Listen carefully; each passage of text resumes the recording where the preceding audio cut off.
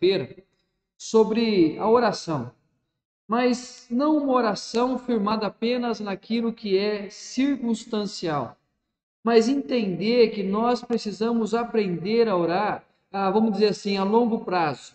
Orar na perspectiva dos dias ao longo da nossa história. Não apenas, como eu falei ontem, Deus apenas ser aquele curador, o band-aid quando a gente cai. Não.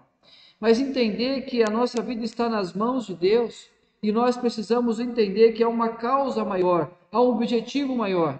E muitas vezes nós focamos apenas no hoje e esquecemos de buscar a Deus para que Ele nos abençoe continuamente. É o que nós conversamos rapidamente ontem sobre a questão da ansiedade. Quando eu me preocupo com amanhã, porque eu não posso nada fazer no amanhã, gera ansiedade. Mas quando eu sei que o amanhã a Deus pertence, Ele está movendo e agindo já no amanhã, eu posso repousar tranquilo, eu posso descansar, porque eu sei que Deus estará cuidando de mim. E aí nós temos conversado, e o tema dessa semana tem sido esse daqui. Por esta causa me ponho de joelhos diante do Pai. Esse versículo tem sido a nossa linha mestra para a gente poder, ao longo da semana, pensar um pouco mais a respeito da oração, um pouco mais sobre a nossa prática da oração, a nossa vida de oração. E aí então o apóstolo Paulo recebe informações da igreja de Éfeso, ele toma conhecimento do que estava acontecendo naquela igreja, e a partir disso ele tem uma resposta a ser dada àquela igreja. E assim ele compreende o que aquela igreja necessita, e a partir daquilo que é necessidade daquela igreja, o que precisa ser construído na vida daquela igreja, o apóstolo Paulo, então, por esta causa, ele se coloca de joelhos na presença do Pai. E o objetivo maior não era apenas tratar os problemas circunstanciais da igreja, não era apenas tentar tratar aquilo que estava acontecendo momentaneamente naquela igreja, mas o apóstolo Paulo, quando intercede pela igreja de Éfeso, ele está buscando a presença de Deus em favor daquela igreja, para que a igreja experimentasse qual era a profundidade, a largura, o comprimento e a altura do amor de Deus. Então o apóstolo Paulo estava na expectativa de que Deus abençoasse aquela igreja ao longo da história. E é então por isso que ele vai terminar esses versículos dizendo que Deus pode fazer infinitamente mais do que tudo quanto pedimos ou pensamos. Se é nessa perspectiva que o apóstolo Paulo orava, e assim a igreja dos Filipenses, ele fala que aquele que começou boa obra em vós há de completá-la. E da mesma forma ele ora por aquela igreja, para que Deus completasse a obra naquela igreja. Nós temos que entender então que a nossa prática da oração não deve apenas focar o hoje, mas exatamente orar diante de Deus para que Ele conduza o nosso caminho, para que Ele seja o condutor do nosso caminho. E essa palavra caminho é muito importante na Bíblia, porque vai mostrar exatamente a trajetória da vida, a trajetória da nossa vida. E aí então nós entendemos que quando se fala de caminho, não é apenas hoje. Eu não estou caminhando na minha vida apenas hoje, mas hoje faz parte do processo dessa caminhada. Hoje faz parte de uma das etapas dessa caminhada. Então nós sabemos que é um longo caminho. Assim o escritor de Hebreus no capítulo 4 vai dizer que nós temos uma corrida que nos está proposta. E nós precisamos aprender a correr essa corrida que nos está proposta. E aí então sempre olhando para o autor e consumador da nossa fé. Então em Hebreus 4 fala para a gente buscar a Deus para que recebamos socorro em ocasião oportuna. E aí no capítulo 12 ele fala exatamente sobre a necessidade dessa corrida que nós temos. O apóstolo Paulo aos Filipenses, também ele fala que nós estamos numa corrida e nós temos que, assim como o corredor, olhar para o ponto final, olhar exatamente para a linha de chegada. E aí nós somos desafiados na nossa vida a olhar exatamente o caminho como um todo, não apenas as paisagens que nós encontramos pelo caminho, não apenas os percalços que nós encontramos pelo caminho, mas exatamente saber que lá tem um ponto de chegada. E ao longo desse caminho, visualizando o ponto de chegada, nós temos que aprender a buscar a presença de Deus.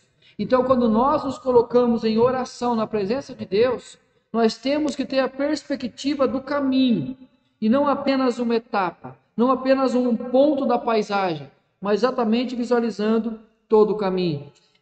E eu não estou trazendo nenhum texto novo para vocês essa semana. Eu não vou trazer nenhum texto que você não saiba de cor, por exemplo.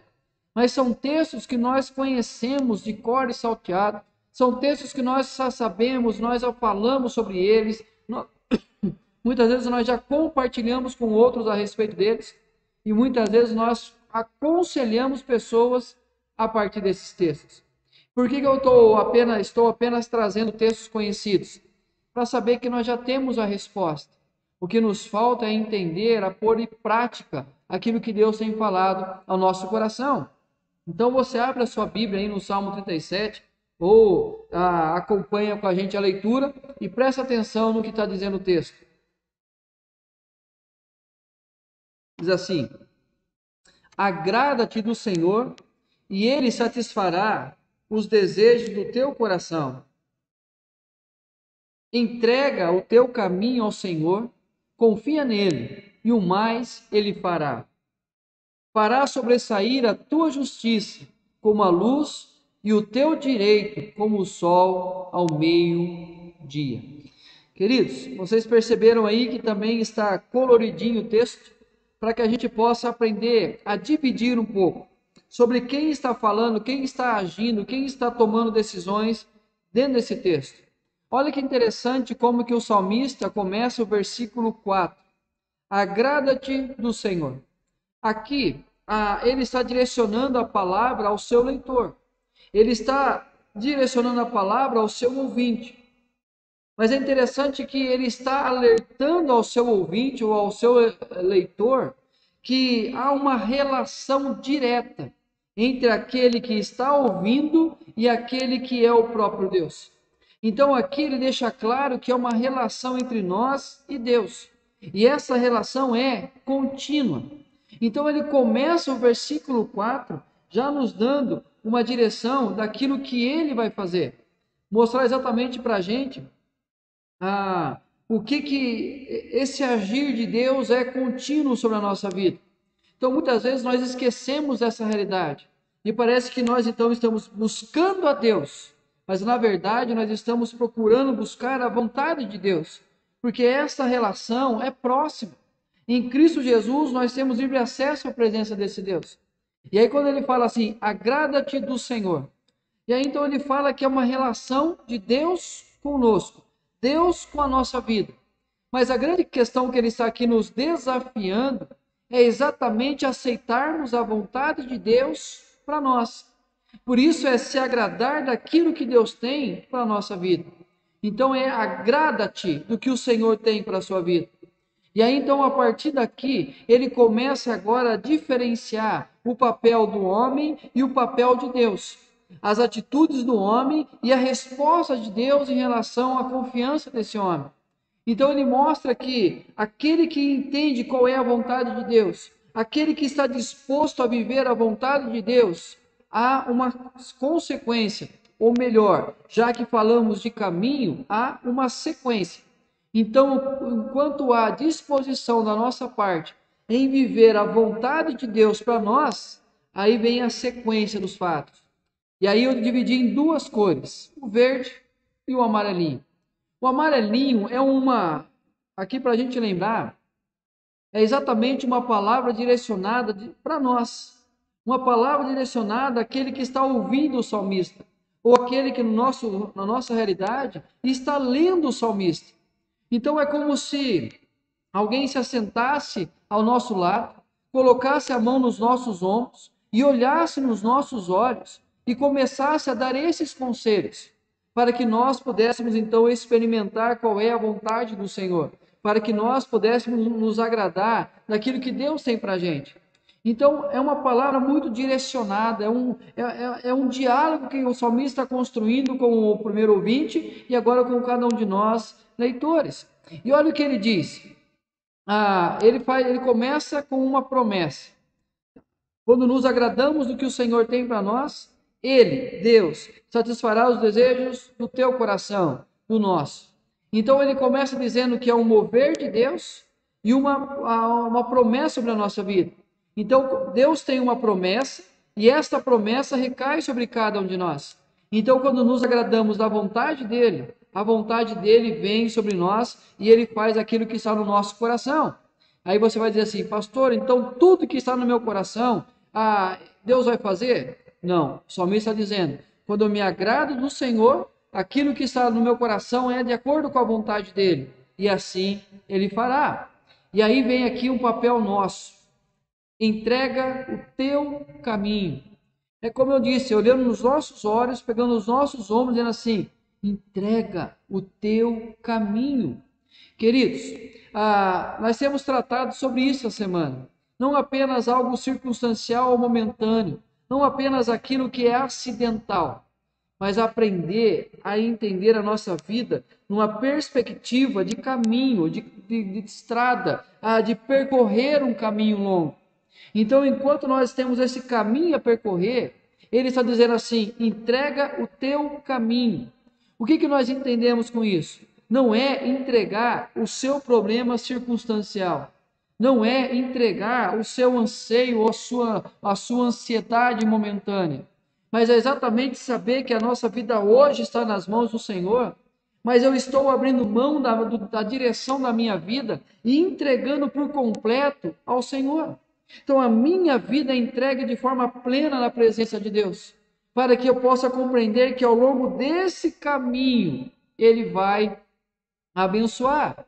Mas para que eu entenda ao longo desse caminho, eu preciso entender quando ele diz, confia nele.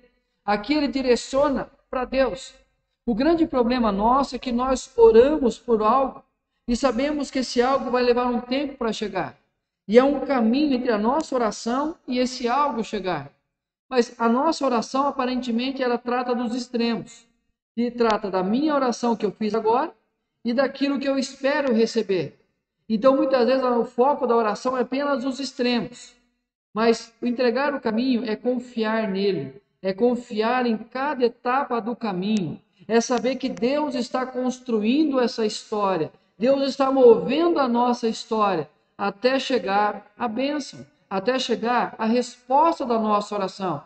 E aí então nós temos um caminho a ser percorrido, mas neste caminho eu tenho duas opções: fazer do meu jeito, confiar na minha capacidade, nos meus méritos, confiar que eu tenho poder, eu tenho capacidade de fazer algo, ou ao longo do caminho eu pego aquilo que eu fiz na minha oração e vou apenas descansando em Deus, confiando. E aí por que eu vou descansar em Deus e continuar confiando? Porque ele vai terminar o versículo 5 dizendo assim, ele fará. Não somos nós que faremos. Não cabe a nós tomar atitudes, queridos. Mas exatamente se eu oro, entrego o meu caminho, ao longo do meu caminho eu sei que eu estou confiando em Deus. E Ele fará. É Ele que realizará todas as coisas. Mas o que Ele fará? Aí ele diz assim no versículo 6. Fará sobressair a tua justiça, como a luz, e o teu direito, como o sol ao meio-dia. Vamos pegar o contexto do Salmo 37. O contexto do Salmo era exatamente uma questão de uma batalha por propriedade. Aí quando nós vemos os profetas menores, é muito comum a gente perceber que na época o que acontecia era que alguém tinha uma propriedade, algum outro homem rico, poderoso na sociedade invadia aquela terra, e aí ele comprava o favor do juiz, o favor daqueles que decidiam as causas, para que desse aquela terra ao homem rico. Não tem nada que acontece hoje isso, né? Mas era exatamente assim que acontecia naquele tempo. E aí então o que acontecia? O povo estava perdendo a sua terra, e eles estavam ficando sem ela, e havia então um certo desespero no coração deles. E aí então o salmista vai aconselhar a essas pessoas, calma, fica tranquilo, que Deus irá fazer sobressair a tua justiça e o teu direito. E aí mais uma vez o salmista volta a olhar nos nossos olhos, colocando a mão nos nossos ombros, falando assim, calma, aquilo que Deus tem para a sua vida vai acontecer. Aquilo que Deus tem prometido vai realizar. Aquilo que Deus tem revelado a sua palavra, pode confiar que Deus vai fazer. Então, aquilo que Deus tem construído na sua vida, aquilo que Deus tem prometido construir na sua família, aquilo que Deus tem prometido fazer na sua história, Fica tranquilo, descansa, entrega o teu caminho ao Senhor, confia nele e o mais ele fará. E aí então nós temos que entender, queridos, que é um processo. Primeiro temos que tomar consciência da nossa relação com Deus. Agrada-te do Senhor. Eu preciso ter uma disposição no meu coração de me agradar daquilo que Deus tem para mim. Enquanto eu achar que a minha vontade é a melhor, do meu jeito é o mais fácil, do meu jeito precisa acontecer as coisas, enquanto eu continuar acreditando que eu estou no controle de tudo, nós iremos apenas colher ansiedade. Mas quando eu entendo que Deus tem o melhor, e eu passo a me agradar do que Deus tem para mim, o que Deus tem prometido a meu respeito, a minha família, a minha igreja, ao meu ministério, a minha espiritualidade, a minha vida financeira, todas as áreas da minha vida, os meus relacionamentos, aos meus filhos, aquilo que Deus tem revelado, então eu me agrado daquilo que Deus tem para a minha vida. A partir do momento que eu me agrado do que Deus tem para a minha vida, eu preciso entender que Ele vai fazer as coisas acontecer. Ele vai satisfazer os desejos do meu coração, quando o meu coração se agradar da vontade dEle. E Ele diz, o desafio para nós, entrega o teu caminho. Não é apenas entregar a circunstância, não é apenas entregar o momento, não é apenas entregar aquilo que está causando ansiedade, mas é aprender a entregar a vida na presença dEle. Entregar de forma plena, Senhor, o meu caminho, a minha vida está nas tuas mãos. E aí eu sei que ao longo dele eu vou colher os frutos. Sim, vai ter montanhas, vai ter elevações, vai ter momentos de dificuldades, mas eu sei que o meu caminho está nas mãos do Senhor. E eu sei que Ele fará sobressair a minha justiça e o meu direito como o sol ao meio-dia. É impossível ninguém enxergar o sol ao meio-dia. É impossível, ele aparece e todos observam o que está acontecendo. Isso Deus vai fazer sobre a nossa vida. Então que nós possamos aprender a orar, não apenas entregando o hoje, não apenas entregando a circunstância de hoje, mas entregando a vida, para que nós possamos colher aquilo que o Senhor tem para nós, nos agradando disso e sabendo que Ele fará acontecer sobre cada um de nós.